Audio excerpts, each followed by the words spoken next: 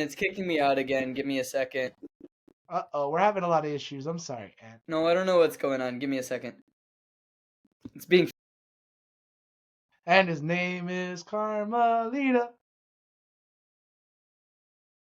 We literally only have like 20 minutes left of this episode. And then I gotta eat lunch, I gotta shower, go to Dodger Stadium today. There's so much to do. Okay. I don't know why it's being mean. I hope it's nice. Let's try to finish the episode. Okay, so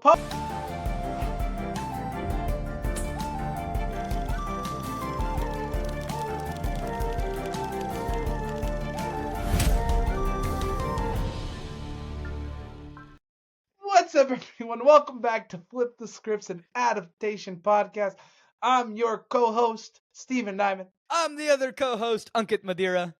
And we're back with Series of Unfortunate Events, Episode 2 of the Austere Academy. Woo! Next week, we're going to the E-Rats elevator. I think. Can we that's how you talk say about it. this week first? Like, we are not even a minute into this episode, dude. I just wanted to say what the next episode was going to be. Steven. You got to preview, sir. You got to preview. You got to make people want to come back next week.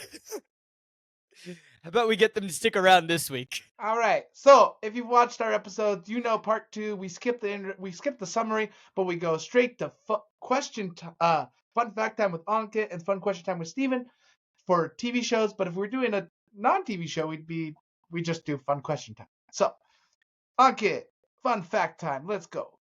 Fun fact time. So, just a quick couple of fun facts. There isn't a whole lot of fun facts about this one. So, our director is once again Barry Sonnenfeld, who I feel like is doing a very good job with what he has been given. Ah, yes. I feel like all the characters that we are seeing on screen, I believe. So, I would just like to give a shout out to the director. He's doing a good job in the storytelling. Now, the writers. Not a cake sniffer. He is not a cake sniffer. The writers, based on the book series by Lemony Snicket, as Lemony Snicket, Daniel Handler, and the teleplay is by Joe Tratz. He's back. Yes, I feel vindicated because this episode sucked. Yeah, it is a rough one. This episode, so Daniel Handler, I think, set up the start of season 2 actually okay. He sets it up fairly well. Bad, but obviously my adaptation score was still 4.5 because I was like, what's up with all the added stuff? And we talked about how they had too much time and, all that good stuff. It was a very interesting discussion. If you were interested in that portion of the discussion, go check out the last episode. I think it's valid. We had a conversation about what makes good adaptation. I mean, that's most of our episodes. So, well, most of our episodes are us complaining and making fun of each other. Hopefully we know now. Hopefully we're almost experts in the field on adaptation. I mean, I'm not going to use the term expert. We're idiots in the field on adaptation. There we go. But we're good at saying what we want. Yeah. Look, we have a lot of opinions about the field of adaptations. Okay, so it's good to know. IMDb score, sir. IMDb score, what do you think? The last one, for context, part 1 of the Austere Academy was a 7.9. What do you think part 2 of the Austere Academy is? 6.5. It is a 7.8. Oh, okay. I mean, I just assumed it was less than the last one. Dude, I was you right. are not wrong. It's 0.1 less. I gave it less credit this time. I gave the other one more credit. Last week you gave it 0.3 extra credit. This week you just took away like 1.3 credit. You were like, no. Yeah, I'm a teacher. I do that. I'm a teacher, but I don't hand out grades. Oh, I'm a teacher of record, so I have to grade. I might be soon. Good. We'll talk more. Yeah. We'll chat. Yeah. Exciting stuff. Whee! What's your question? So, my fun question time for this question is, would you go to a high school reunion? Because, Olaf goes back to high school and calls it a high school reunion. Would you go to a high school reunion and or has there been a high school reunion that you've thought about going to? Okay, so my 10-year high school reunion will actually be next year. Wow. And I think my friends and I have said that we would all be potentially willing to go Mm-hmm. if each other were going. Oh. I don't know if I would love to go if it's just me. Yeah. Because spoiler alert, ladies and gentlemen, boys and girls, people of all ages, I'm not in a relationship, so it's not like there's someone that I'm like, hi, you should meet the people I went to high school with. Also, I was a very different human being in high school. I think we all were. Yeah, I've changed just a bit. Also, I've also been told I have changed not at all. So, it's a fun little dichotomy. But I feel like I would go to one, but I don't know if I would like stay necessarily the whole time. Oh. I don't know, but I feel like it would be nice to go. I like reconnecting with people. And look, the way that we work in our fields, you never know where you're ever gonna meet someone. No. Our networking doesn't happen at networking events, it happens at frickin' parties. So I don't think I would. So there was a high school reunion. My 10-year high school reunion happened 2 years ago. I don't think you went, right? Because you were in the No, UK? I was hanging out with you on the day Yeah, of the event. I was pretty sure that I was with you on the day that you're. I think I checked my phone and went, oh yeah, today's my high school reunion. But it was because you were in the UK is why you didn't go, right? I don't think I would have gone even if I think I'd be more excited to go to like a college reunion. Fair. Like if East 15 was gonna have a reunion, I'd be like, hey Ankit, let's go back to London and let's go. If East 15 were to have a high school a reunion, I probably wouldn't go. I'm gonna be honest. Oh, but we can go together, buddy. Okay, maybe. It's a hard. And then we'll maybe just go for hang me. out with Naresh instead. Okay, yeah, like, look, I'll use it as an excuse to go to London, but, like, yeah, I'll use it as an excuse to go back to the UK. But, yeah, no, I feel ya. I mean, I think the other thing is I am in town, and I am near where my high school is. Like, I am currently, based on where I am physically sitting as we are recording this episode, I think I'm, like, 2.5, 3 miles away from my high school. I'm about 10 miles from my high school right now, so I drive by it every so often. Right. So I think they don't have a high school drama teacher anymore. that sucks. Doesn't it? That Doesn't sucks. And they have an English teacher teaching it, and he teaches half English and half drama. This is what's wrong with the world. They should. Okay, so do you want to know what's wrong with the world? I'm looking to get my teaching certification so that I can teach high schoolers. Yeah. Legally. I mean, that's what I want to do. Teach high school drama. That's my goal now. Right. Because... And I'm going in and I'm looking, and like, sure, I haven't been able to find the right program for me because, like, I don't want to necessarily go in and get another whole degree. But every degree that I'm looking at as well, none of them are a bachelor's of teaching in the arts. Like, they're all science, technology, math, or like English and history. And I'm like, where is the music teacher? Like, this is how you are a music teacher. This is how, like, and you have those music education majors, but like they're few and far between. Yeah. But like, it's just like, oh, like I see the problem, right? Like, you don't have actual people in the field teaching the field. So in the state of California, there never used to be a single subject theater credential, which is what I'm getting right now. It used to be you had to get an English credential to teach theater in schools. Right. Yeah. So, right? Yeah. Look, sorry. I'm just Sorry, like, I have a terminal degree in my field. I really don't want to go in and get another degree. I already teach high schoolers. Well, I just want to teach high schoolers between the times of 10 a.m. or not 10 a.m., but like, I just want to be able to teach high schoolers between 8 a.m. and 3 p.m. instead of having to teach high schoolers after school. So my credential program could have been a credential and a master's, but I was like, I already have a master's. And they were like, oh, you do. So don't worry about it. So That's I'm just doing a thing. credential program. Right. I'm just looking for a credential program. But yeah, anyway, that's a whole different story. Yeah, I don't know. But like, I think that's why I would go to a high school reunion is because I'm in town. If I wasn't in town, I don't think I would travel to come to my high school reunion. All right, cool. So we're going to hop back in the adaptation just because this one's a bit longer. The episode's longer, and we're going to talk a little more. It doesn't need to be, anyway. So, I just want to point out, they reused the same theme song for both parts. They did. Usually they change it. They usually change it for each part. But Here's my headcanon. Here's my headcanon. What? Neil Patrick Harris was sick. Oh, they just couldn't record him They just singing couldn't record a new one.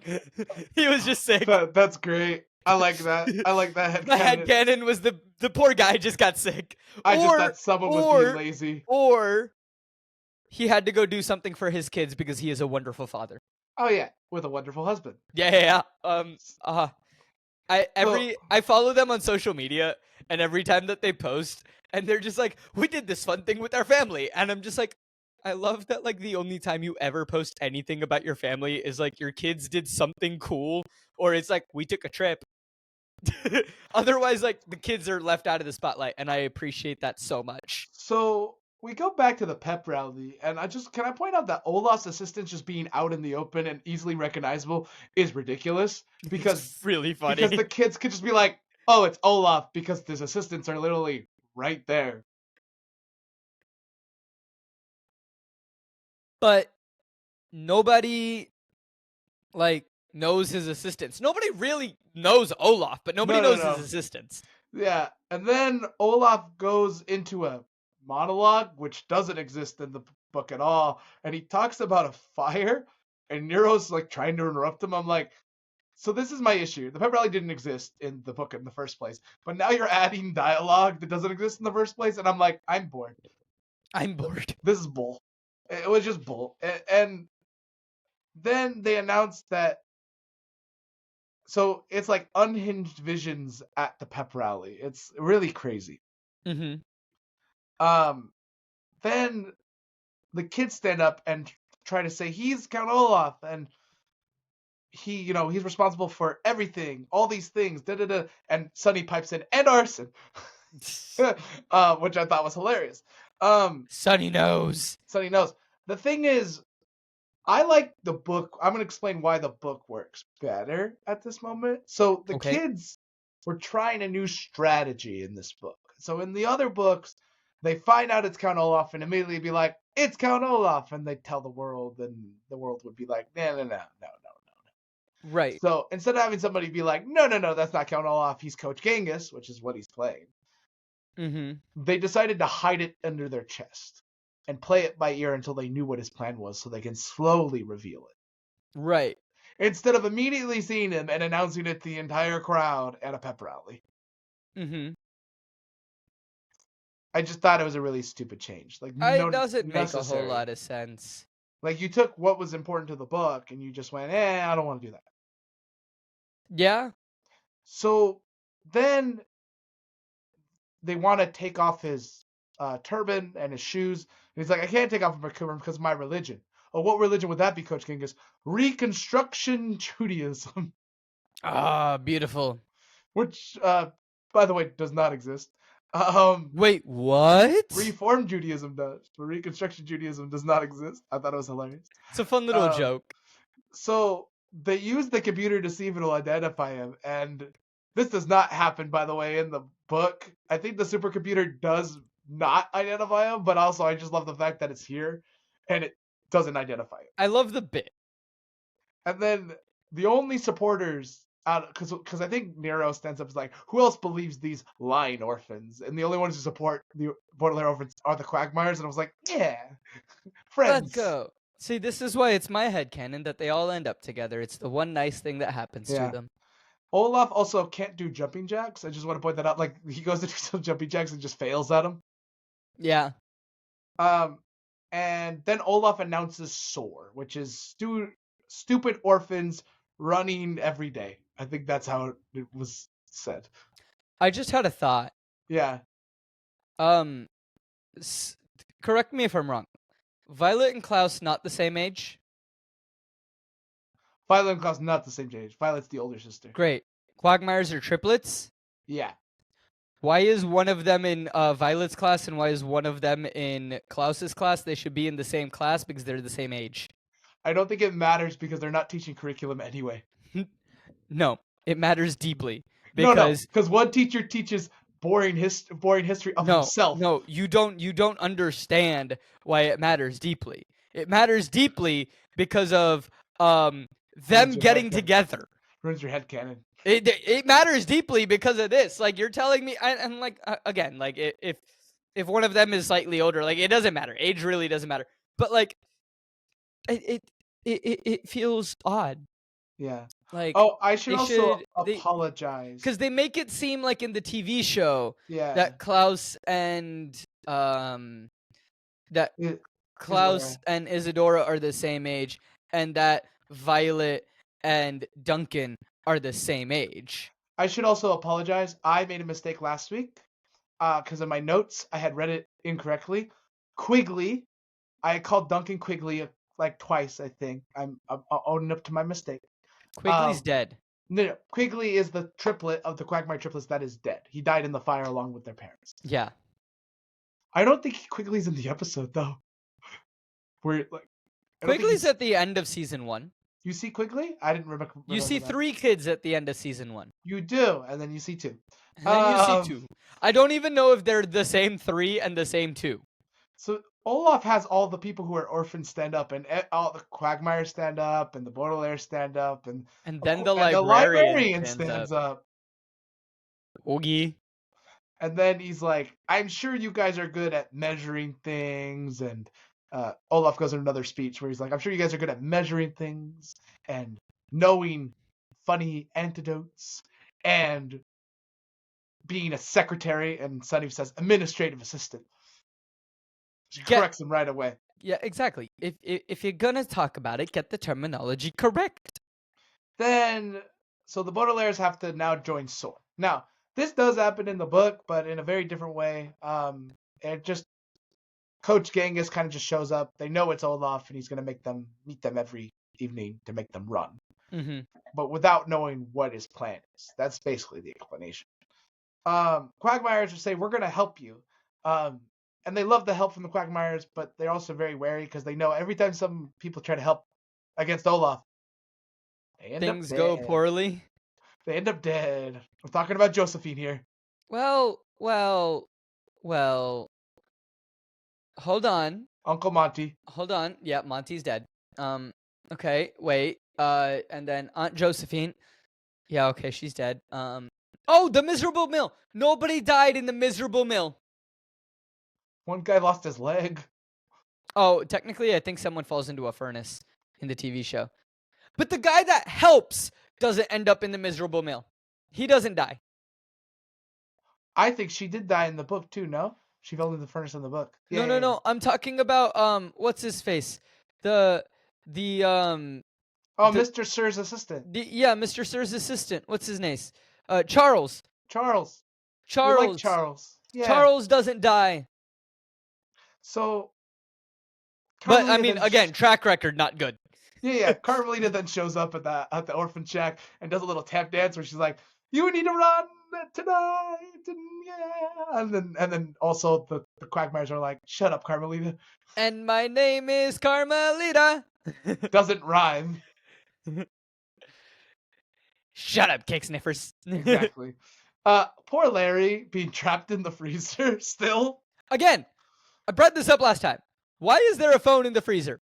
I have been in multiple walk-in freezers. There has never been a telephone inside the walk-in freezer. My assumption is it's an old cell phone trick. It's like a whole suitcase cell phone. It was mounted to the wall. Oh. I don't know. We needed it so he can contact Jacqueline. It was mounted to the wall. So Nathan Fillion then shows up as Snicket. Woo-hoo! Now, Snicket, you mean the guy who wrote the book? No. This happens to be his brother. Bum, bum, bum. Oh, wait, that's who this is supposed to be? Yeah, he says it later in the episode. Whoops. I didn't process that one. one. The vice principal is with Olaf with the Baudelaires for SOAR. Why? The vice principal's not supposed to know about SOAR, but all right. Genghis just told the story of the first episode again, and I'm like, oh, okay. And this doesn't happen in the book. They do show up and do SOAR. At least the running bit is the same. So they have paint that's glow in the dark, and they start to paint it, and then, Nero says, "I'm gonna go rosin my bow," and Genghis says, "Don't say that in front of children." Yeah, I laughed at that one. That was a good one. Me too. It was a good joke. Then we cut back to Nathan Fillion and Shaving Larry, and Carmelita's there, And I was like, did Nathan Fillion just call Carmelita Cake Sniffer? Yes, Because he did. I'm not gonna lie though. Oh, I wish I could do that. What? Call Carmelita Cake Sniffer? No, I just call certain kids cake sniffers. Oh. Yeah, no. They deserve it. I'm not going to because I'm a good human being. There you go. Here's the thing that's actually quite interesting. So, Carmelita, yeah, like, so Carmelita's apparently checking on Larry because she's working for Olaf, but that's weird. But then also at the same time, you have the kids starting to run, but the vice principal Nero knows about it, which is also weird. And then coaching it feels like we're getting a whiplash from going back and forth between the Larry plot and this plot. Yeah. Then the Quagmires plot. So now we have 3 plots. Quagmires go to meet the librarian, which is now closed, and no freezer. Okay. It is confusing. I don't know what's going on. Then the Hookman shows up in the middle of the kids running to give him coffee, and I'm like, oh, okay, this did not happen in the book, but every time I see the Hookman, I'm alright with it. Exactly. Of all the scenes, I don't know what it is, but do you want to know, honestly, who I would love if they are ever down to come on our rinky-dink little show? I would love if we could get Usman Ali onto our show. That'd be amazing. Because he just seems like such a kind-hearted, and anything I have ever seen that man in, I have loved his energy. I've loved his acting. Like, he is a very good actor as well. But, like, he is just... You know how we've been complaining that they keep adding things? I am never upset with more Hookman. Ever. So, Poe, then Jacqueline is talking to Nathan Fillion's character, so we come back to that. And Poe is like interrupting Jacqueline, and they're having like a conversation while she's trying to figure out how to save Larry. And I'm like, all right, cool. And then we cut to the concert, where we learn about how bad Nero is and everything, and how everything's so dark and everything's a dark day. And I'm like, well, actually, this could have been the end of episode 1, because I feel like this would have been a better, like, there is no hope. Yeah. Everything sucks. Also, I really love the fact they kept the narration in about the teacher, Mrs. What's her name? The one who measures, metric system lady. Oh, metric system lady? Give me a second. I'll give you a name. She was arrested for bank robbery in the future of the book. Yeah. My headcanon, it was Mr. Poe's bank. Ooh, okay. I really hope it's Mr. Poe's bank. I think Mrs. Bass? Yeah, Mrs. Bass. Yeah. The male teacher is Mr. Remora. Yeah, Mr. Remora. Violet, Klaus, and Sunny are all failing at school now. They have to run every day. This is true. Jack, Klaus and Violet are failing school. Sunny's just failing as an administrative assistant. They keep all falling asleep. I also made a really funny. We cut to Sunny being a secretary, falling asleep, and he's like, "Write to Mozart, dear Mozart, I am better than you because I've written more symphonies." It's so good. I know that it's not in the book. He's writing to Mozart. My God, is it good? He's dead. It's the same way we were joking about it when we were doing Oliver. Yeah. But, like, we'll get a notification from, like, Spotify or something being like, Beethoven has started the countdown. And we're like, really? Really? Ludwig von Beethoven has started the countdown himself? Incredible. No, but it was really enjoyable and funny. I also laughed because Carmelita then shows up again with the kids and says, "You're going to go back out there and do more." Not rhyming again, which is great because the Quagmires then hit her with it doesn't rhyme. Yeah. Now, finally, we get to the plot. We've not been at the plot, but finally we get back to the plot. Oh, we had a little bit of the plot. Olaf is going to homeschool the kids. So if they fail these big tests, they're going to be given to Coach Genghis to be homeschooled. I mean, look, I appreciated in the book and in the TV show that they made it seem like Olaf doesn't have a plan.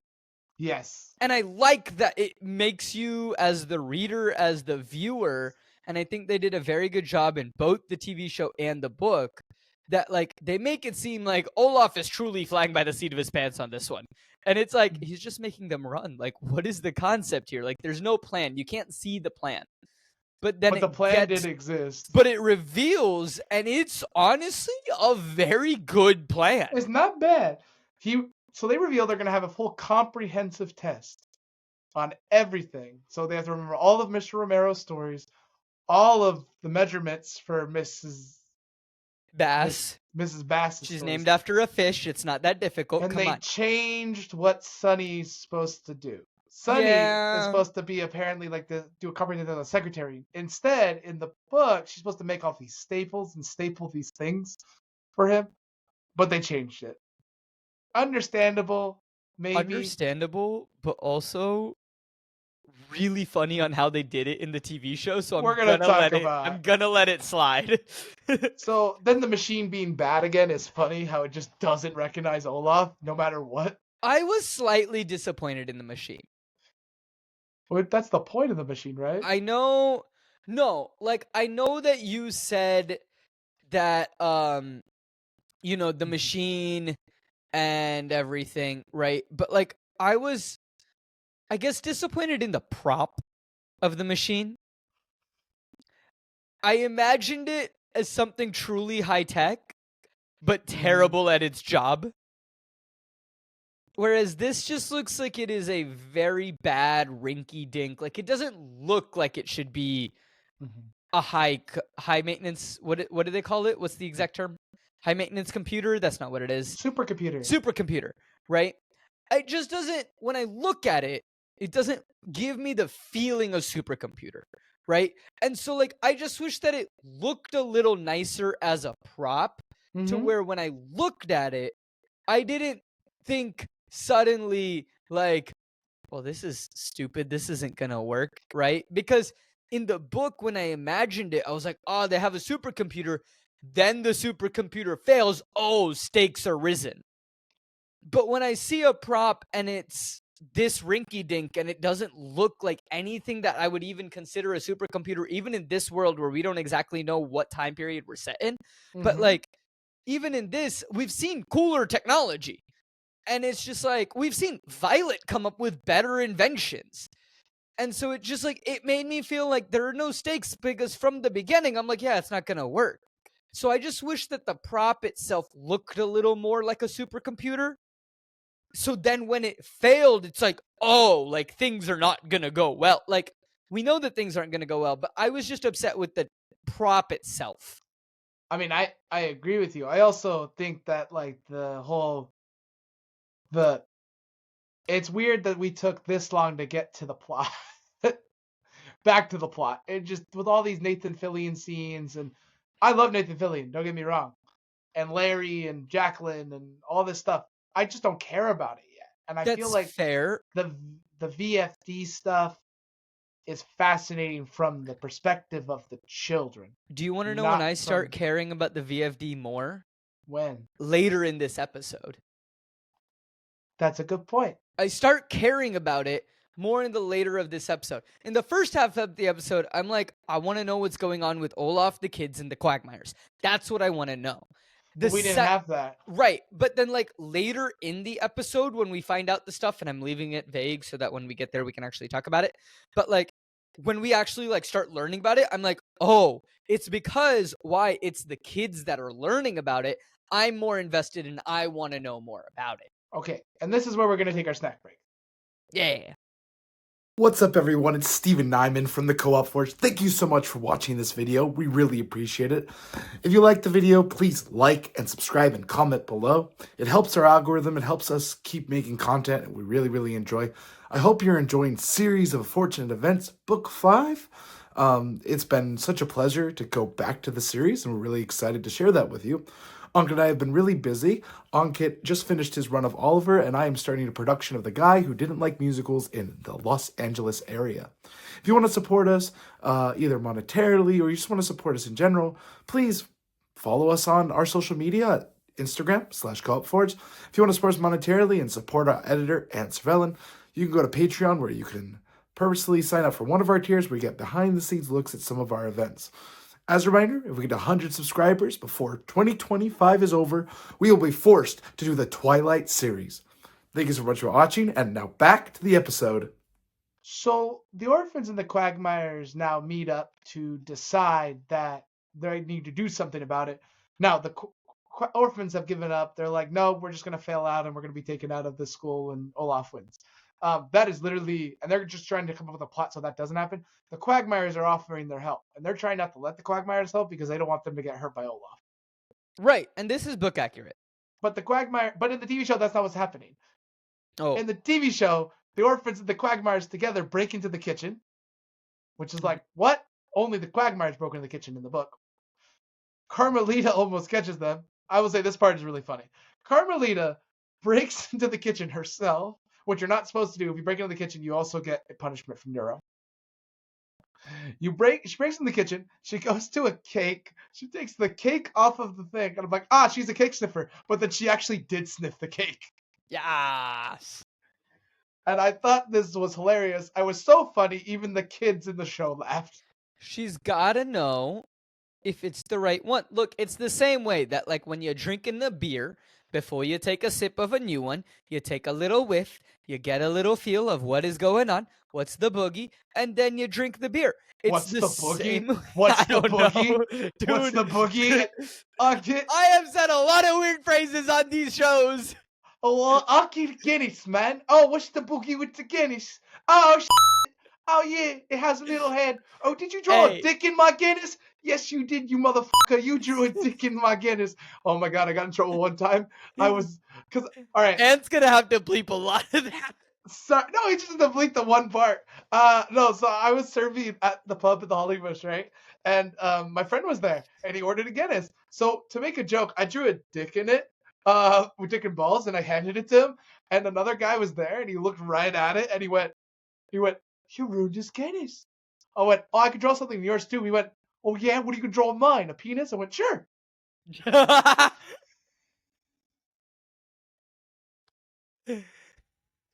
Did the guy at least laugh? He laughed, but then my manager was standing right there. Dan was like, don't do that again. I was like, okay. Okay. Yeah. I also used to do shamrocks for St. Patty's Day. Yeah. I mean, I didn't pour beers as much. I did every now and again, but I was more of a cocktail bartender. Yeah. Made a lot of cocktails. Ended up with a lot of alcohol that then we never drank at home. Because I was just gifted alcohol after some of my shifts, and I was like, okay. The thing is, I both worked with businesses that had alcohol. We drank at those businesses that had alcohol. Why wouldn't we drink there and then come home and drink more? Right? Like, we just didn't want to drink more, and it was just like, okay. You know how many Friday nights I'd be like, oh, we're done with the Friday night shift. Can I have a beer? And I'd be like, yeah. And then you'd come home, and it's just like, okay. Well, lovely. Sometimes a little harder than not. Those night tubes were hell. Ooh, okay. Well, not after you switched to the Drayton Arms. It became significantly better. No, the Drayton Arms was still bad because remember, Drayton Arms, South Kensington's on the north side of the river. Look, I said it got better. I never said it got good. The times I worked night shifts during the day shifts, those were the really bad ones because I would have to take a bus to another bus just to get to New Cross. Oh, dude, there was definitely a couple times where I was out in the middle of the night, and I know it happened once vividly. I remember. Yeah. I got on the bus and it was 2:00 in the morning, right? And I fell asleep on the bus. I woke up to the bus driver saying it's the last stop. I had no idea where I was. My phone was on 4% battery. I called an Uber, found a spot to stand. My phone was at 2%. The Uber accepted. I called the guy and I go, hey, I don't know what's going to happen if my phone dies, but I'm here. If it cancels the Uber because my phone dies, please come pick me up. I'm lost and I need to get home. And it's 4:30 in the morning. And he goes, yeah, I got you, buddy. And he came and picked me up and he was really nice about it. And he was chill. But he was Did he have a phone charger in his car? He did have a phone charger. So he let me charge my phone. Wait, I remember this night. Yeah. Because we were supposed to film the next day. And then I didn't, and it then was you like it was came to gonna my be room. fine, but You came in my room at noon because I was like, Unkit's still not up. This is weird for him. You came in my room at noon and knocked, and you look like death. You yeah. look like the angel of death had visited you. And you walked in my room and you went, Stephen. I went, hi, So buddy. funny story happened. Funny story happened. And I was like, why didn't you call me? And you went, you probably were asleep. I went, I wasn't. Because I No, just got home at 3:30 that night. but here's the thing: is if I were to call you, it wouldn't have helped me in my situation. You had no idea where you were. I didn't know where I was. I was in the middle of nowhere. It wasn't like I was in a part of town where I could like look and be like, "Ooh, How I'm much in." did that Uber cost you? It only cost me like 13, 14 pounds. Okay, so you weren't that far from New Cross. Apparently I wasn't too far, but I was in the south. Like I had gone further, like south. You were like, were you like in Sidcup? Yeah, I was somewhere down that direction Yeah. where like you can't easily catch a train back. Like it's not very clear, No. and everything is a lot more rural looking. Yeah. And so it was one of those situations where I was like, I legitimately don't know where I am. And so I was like, calling Stephen isn't gonna help me in this situation. I'm No, just it gonna was call just an Uber and funny. get my butt home. It was just funny. And I just remember Naresh also getting back to coming downstairs at that exact moment you were telling me, and him being in the doorway and going, oh, buddy, I'm sorry. And then being like, I'm going to go to work now. Bye, Naresh. But like both of you were like heartfelt and were like, I'm so sorry. But also both of you were like cracking up. Oh, yeah, we also said don't fall asleep on the bus again. Yeah. It happens. Number Anyway. one. Well, okay. I think this is the smartest thing I've ever seen somebody fall asleep on a bus about. They set an alarm on their phone to wake them up. Okay. Do you want to know the kicker? And I don't know if I ever told you this No, that day. did you set an alarm? I slept through it. Buddy, no.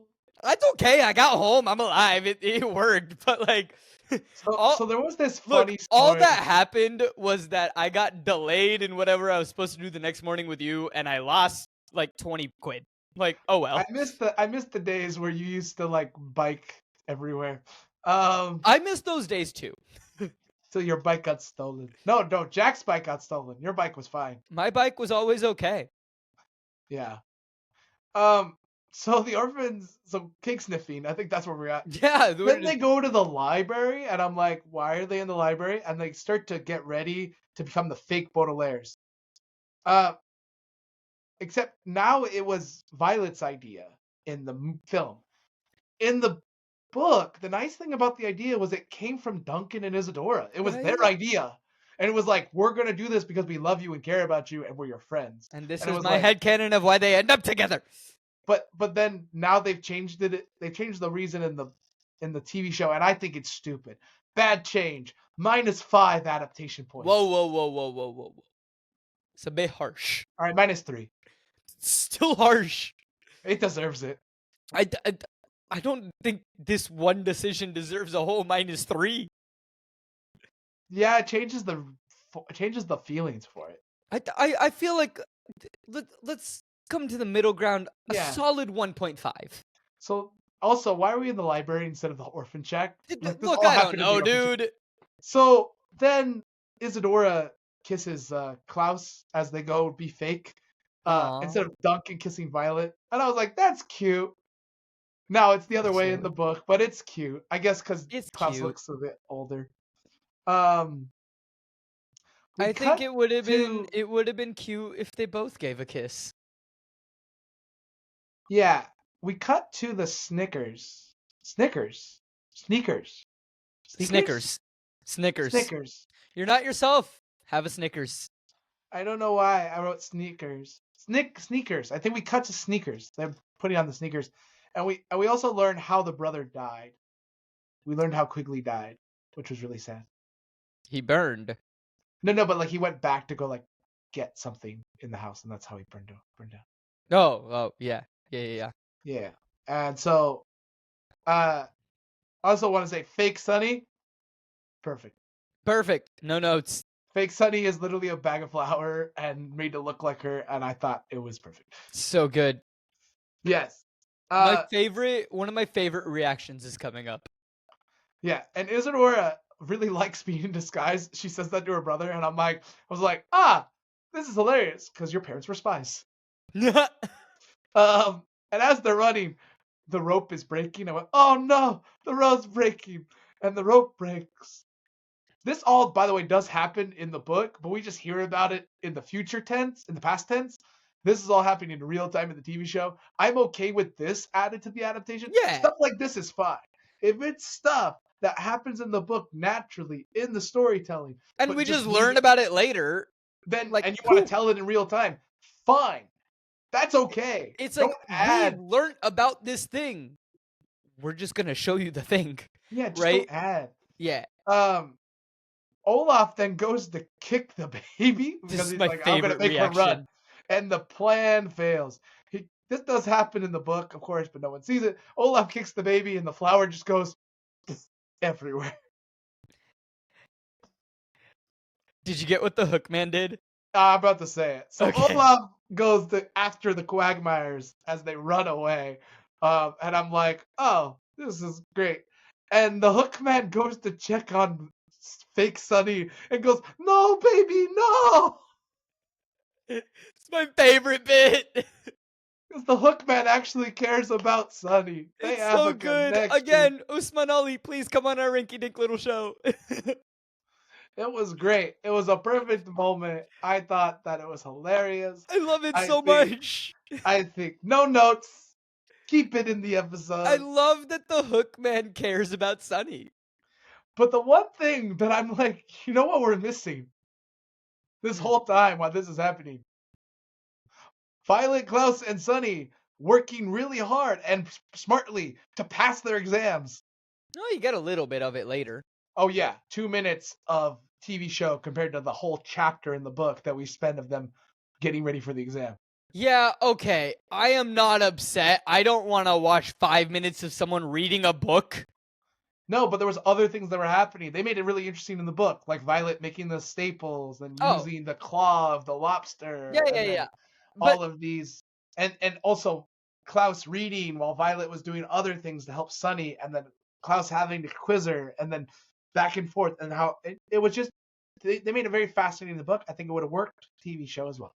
No, I agree with what you're saying. But in the same front, I think that the TV show dealt with it well, and they did enough. They did enough to show us that they are studying and they are working hard, but they could have done more. But then with the way that they changed Sunny's task, I think that and I don't mind Sunny's task being changed a little bit in the TV show. It was kind of fun that it was staples, but I get why they changed it. And so, like, I think that the TV show still handled it well and still showed us that they are working hard. But they didn't need to spend more than they did in the TV show. Then the Hookman, in a very interesting way, stops Olaf from finding the Quagmires. He's like 2 seconds away from finding them. The Hookman stops them, and he's like, "Don't worry, I'll find them." And he gives them like a thumbs up. The Hookman gives Olaf a thumbs up with his hooks, which is not a thumbs up, obviously, because he has hooks, but it was really funny. So good. Very well done. Actor, no notes. No notes. And of course, the Quagmires then find the book about VFD. They find the whole book. Mhm. And they learn the secret of the fire, and they learn everything. Now, this is where Ankit was saying, oh, it's okay, VFD is more interesting now because we know about it. I would argue, yes. Except the Baudelaire orphans don't know about it. And I'm more interested in them learning about it than the Quagmires learning about it. No, that's fair. I get where you're coming from, right?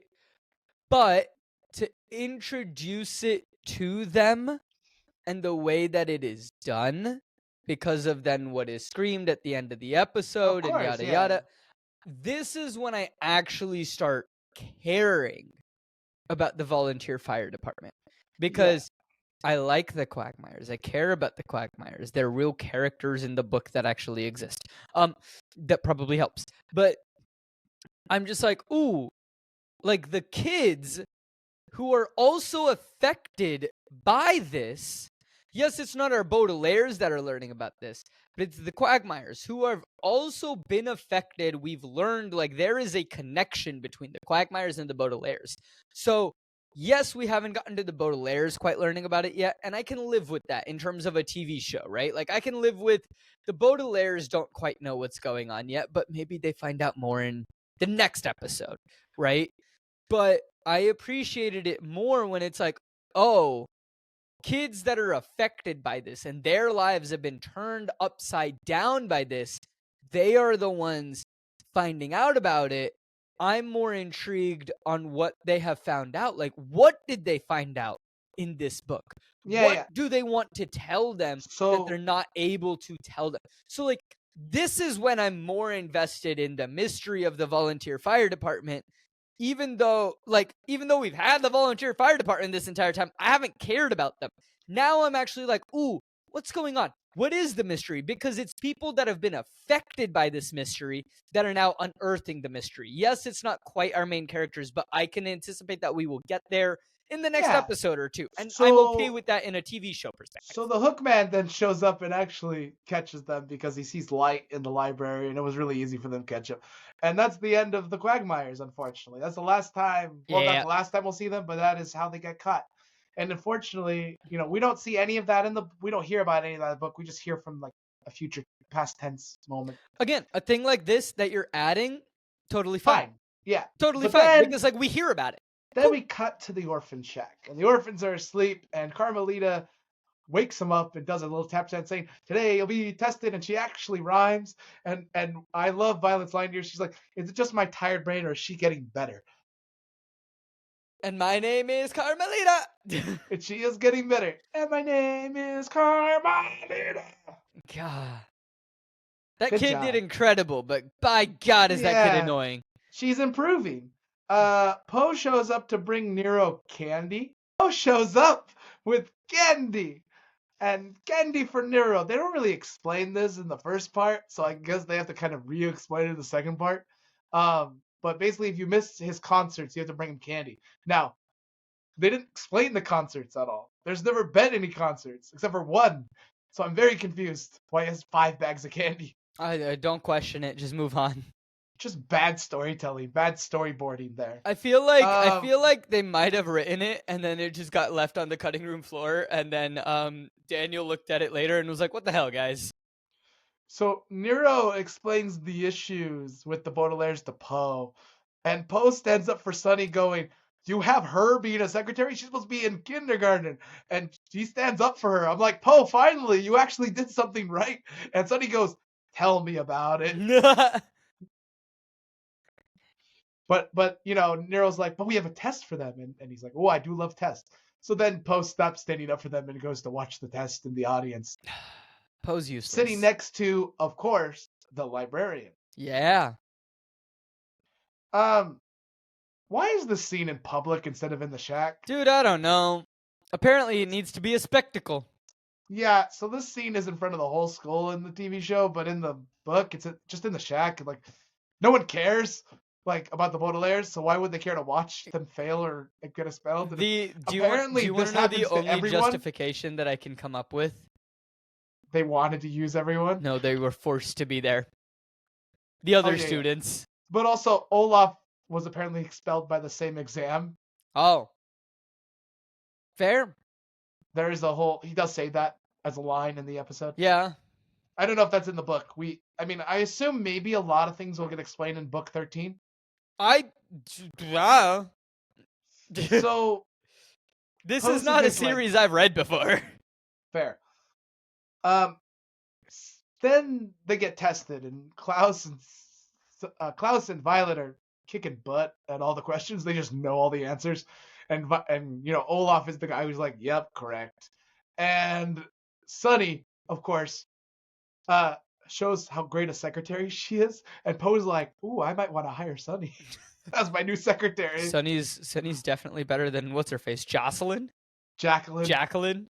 Yeah. She shuffled the letters and then dealt them out, and I was like, card bits again. Yeah. Yes. I just was the Hookman showed up to go, "Good shuffle, baby." My headcanon is that the Hookman is in the back watching, like a proud dad. like supporting Sonny. Yeah. Yeah. He's like, look. Do I want Olaf's plan to work? Yes. But also, I don't want Sonny to be the failure.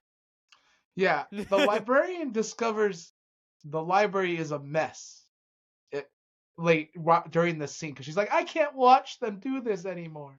Good, And leave. she You're not supposed discovers to that be the here. library's been destroyed. And she finds the book, and I'm like, I don't care about you. I don't know who you are. I don't know why you're important to the story. Then Carmelita tries to get them to flunk, but they're not flunking. Do you want to know the only thing I can guess of why the librarian exists? Yeah. She is actually a part of another book.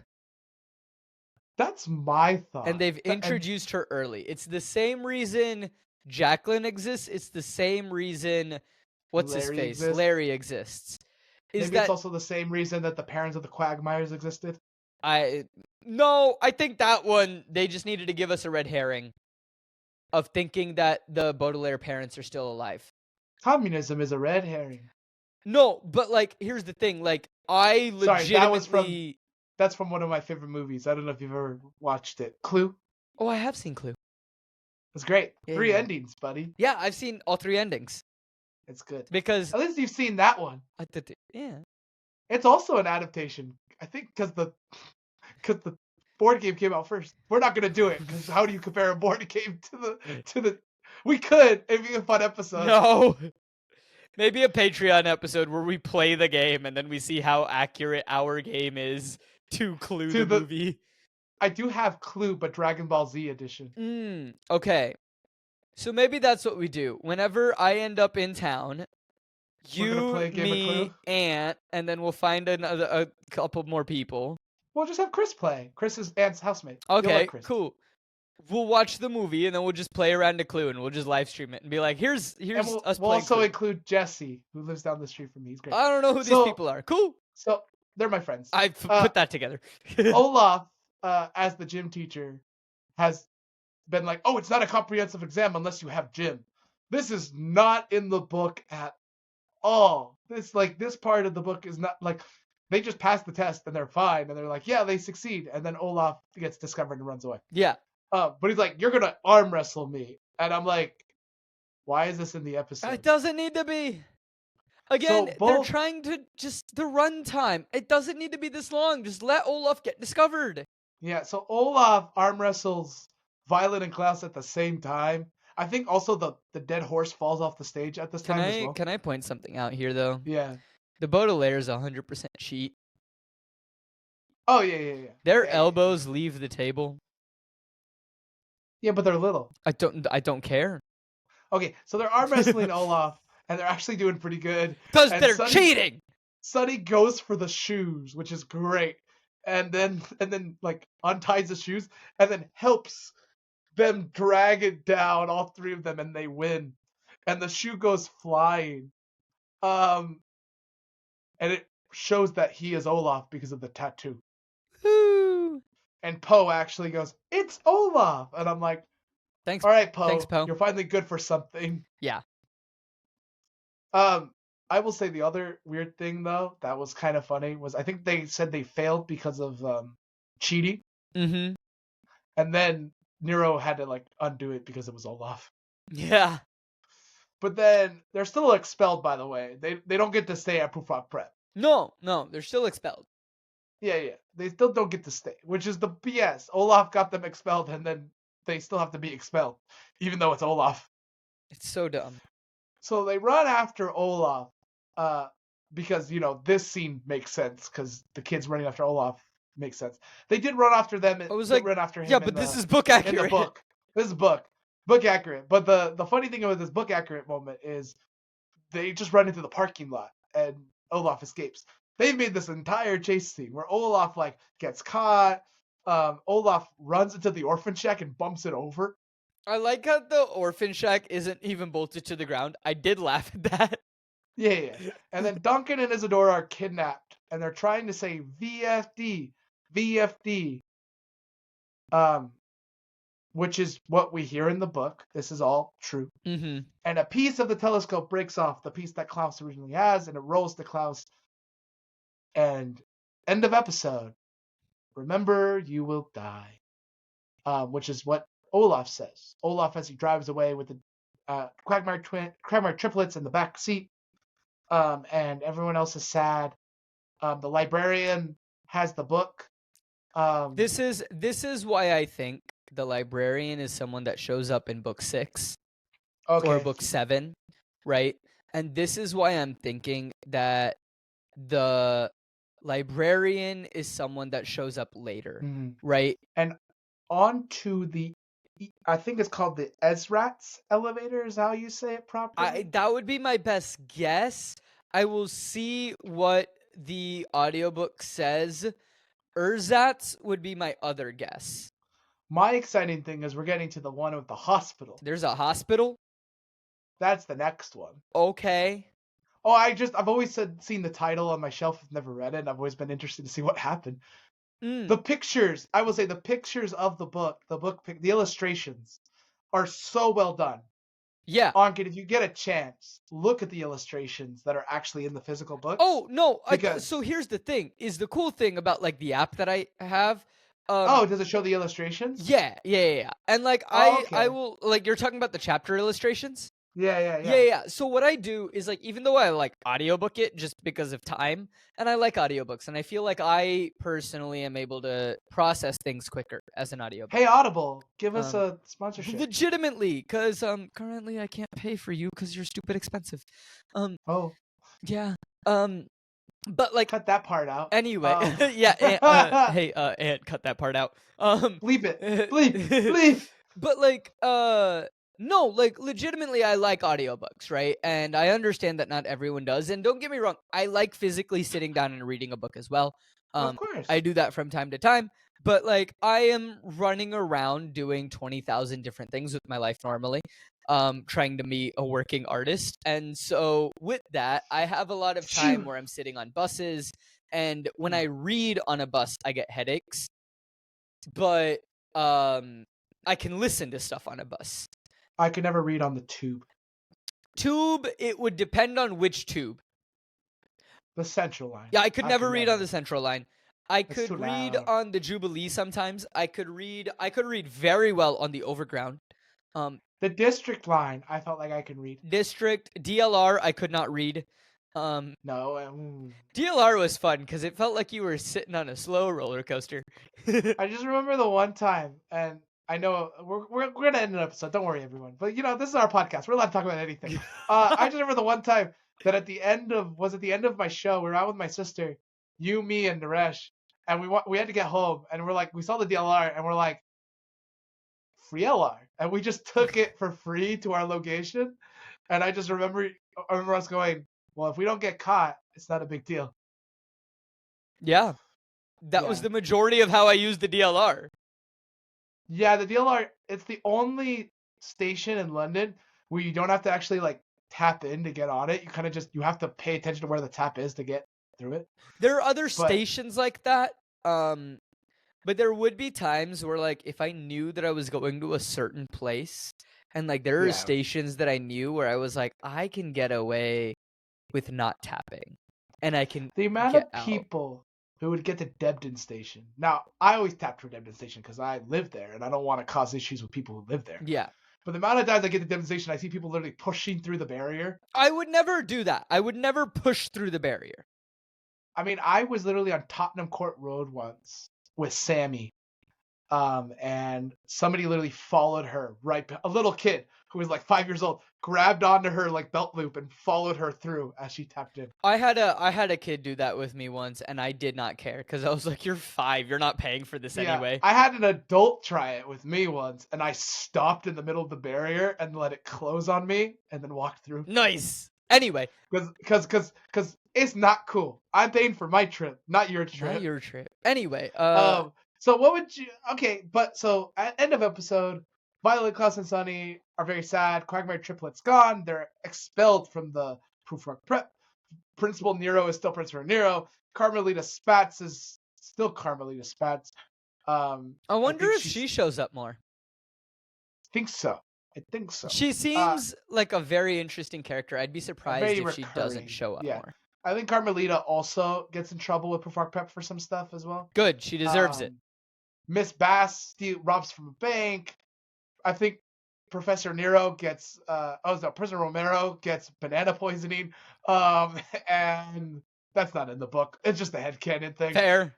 Mr. Poe has to find them a new place to live, and Quagmires are gone. That's the end of the episode. But we do know, both in the That you'll TV see them show again.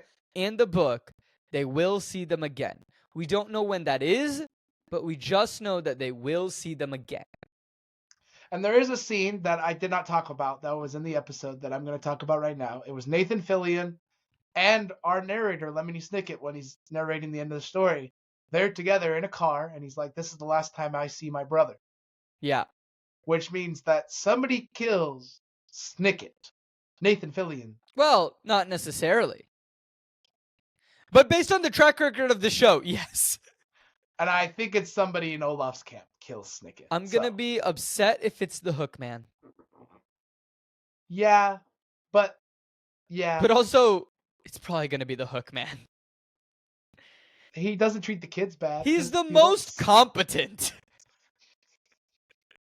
Hi, boss. How you doing? All right. That's the end of our episode. We're going to do our ratings now. Ankit, what would you rate this book?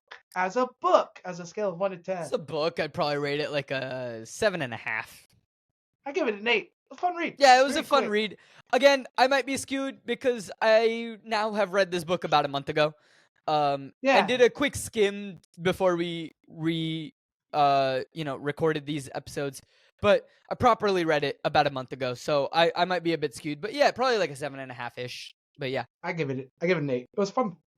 good read. Fun to watch. Good read. Good read. I enjoyed it. I love the story. Very contained. Yeah. Very fun. Carmelita's a great addition to characters. I like the Quagmire triplets. I think they're very good. I think the new characters were really fun and not as good as the Reptile Room, but still fun. I think now book 5 I think has started the mystery element Yeah, of the VFD. of the VFD. And so and I get where it is, right? The first 4 books you need to establish what's going on, you need to establish the confusion. Like it's establishing, and then now you're able to start truly like getting into the nitty-gritty of the difficulties. And what would you rate it as As an episode? TV show? Episode. What was your rate on the episode? 7.5 probably. I would give it a 7. It was fun to watch. It was unique in some places. I think I'd say- 7.5 because I found myself at the end, because I don't know what the story is. I did find myself at the end saying, I kind of wish I could watch the next one and get to know what the mystery is. Oh, fair. And I think that's why I would give it a 7.5, is because the kids are finally starting to learn about the mystery. Yeah, I give it a 7 because I think that the story is still good, but I just didn't like. I think that still we're so focused on everybody else but the Baudelaire orphans, Mhm. and I'm like, the story's about them. So Yeah. What would you rate it as an adaptation? Ugh, like a 5. Maybe like a 4, Okay. 3.5. Yeah, it was. This one was worse. It was This definitely is a worse. looser adaptation. Yeah. Looser time. I mean, they kept I think elements when of it. Yeah, but I think when Daniel Handler's writing the episode, he actually tries to make the adaptation still a little more true. I mean, like, yeah, even the last one, right? Like, we had gripes with it, but I could see why some of these changes were made. Again, the problems with having too much time for a very short book. It's just too much time. You don't need this We much probably time. would have the same problem with Lion, the Witch, and the Wardrobe. If they turned it into a TV series? No. I'm talking about the Disney movie. Okay, so I actually recently read that book. Save it for an adaptation, buddy. But Save it for the script. this is all I'm gonna say. Okay. Is I think in what I remember about that movie, and I Yeah. haven't watched that movie in a very long time. What I remember about that movie after reading the book, that movie added a lot. But what I remember about that movie and what I remember it adding was things that felt like it could have been added in the book. Yeah, we'll talk about that. We'll talk about it, but like that when we do C.S. Lewis's books, because they're supposed to do a Disney Plus series eventually. I don't know. I also don't know if it's still gonna happen, because Yeah. I know that potentially reports are coming out that Disney is stemming away from live action remakes. Fair. We could do that. My wonderful people who watch this episode, if you guys want us to do the 3 C.S. Lewis's books that are turned into movies, I think 2 by Fox, 1 by Disney. So it's The Lion, the Witch, and the Wardrobe, Prince Caspian, and Dawn Treader. Let us know. Let us know in the comments. Because they bought those 2 movies in the Fox merger. That's why they're all on Disney Plus. I think so. Let us know in the comments. Let us know what you would rate these as well. Do you agree with our ratings? Do you not agree with our ratings? Let us know. If you've listened this far, please leave us a rating, leave us a review. It helps us out a lot. Come back next week for the Ezrat's elevator. And last thing, before we head out, we have been saying this, but if we hit 100 subscribers on our YouTube channel, we are going to go through the Twilight series, which has been requested by multiple people. Whenever I tell people that I haven't seen the book or watched the movies, I said that backwards, but you know what I meant. Watch the book, read the movies. Yep. Yeah. That's exactly what we do. We watch the book and we read the movies. I haven't watched the book or read the movies. They're like, you need to do this. So if you really want us to do this, you said it wrong again. Then okay. Whatever I'm saying, words are hard. If you want us to go through Twilight, go over, hit subscribe on that YouTube channel. That's just where we're keeping track of the number of subscribers, because it's an easy place to keep track of numbers. We appreciate and thank you so much for listening wherever you listen. Leave a rating and a review wherever you listen. Helps us out a lot. Leave a like on the video, on the episode. Thank you all very much. We'll see you next week for the Nope, that's wrong. Erat's elevator. Ezrat's. Words are hard. We'll learn how to say it. Bye, everyone. ESRATS. Ezrat's. Bye. Thank you so much for listening to this episode of Flip the Scripts. Flip the Scripts is created, hosted, and produced by Ankit Madhira and Stephen Nieman. Our editor is Servellon. The art is by Kshitija Madhira, and the music is by Sebastian Hollich. If you would like to support the show, you can do so by heading over to patreon.com/co-op-forge. So that's patreon.com/co_OPFORGE. Sign up for any of the tiers and you get access to various types of bonus content, and it really does help us out a lot of not being in the red while making these episodes for you all. If you want to help out the show in a non-monetary way, that is great as well. You can talk about us on social media. Follow us on social media at coopforge, CO_OPFORGE on all the various social media platforms. And you can also follow the show directly, Flip the Scripts Pod on Instagram. Be sure to talk about us on social media. It helps us out a lot. Thank you to anyone who has done this already or will do this in the future. And last but not least, if you still want to help out the show, word of mouth is a great way to help support the show and grow the show. Tell a friend, tell a family member about the show. There are 2 guys and they read books and then they go in, they watch the movie, they watch the TV show, they figure out, is it a faithful adaptation or is it just a fun movie but maybe not a faithful adaptation? That's also a possibility. If it's a show that you think they might enjoy, please do recommend it to them. It helps us out a lot. But we are just really thankful that you have tuned in for this episode of Flip the Scripts, and we hope you join us next week for even more tomfoolery. And until then, we'll see y'all later. Bye.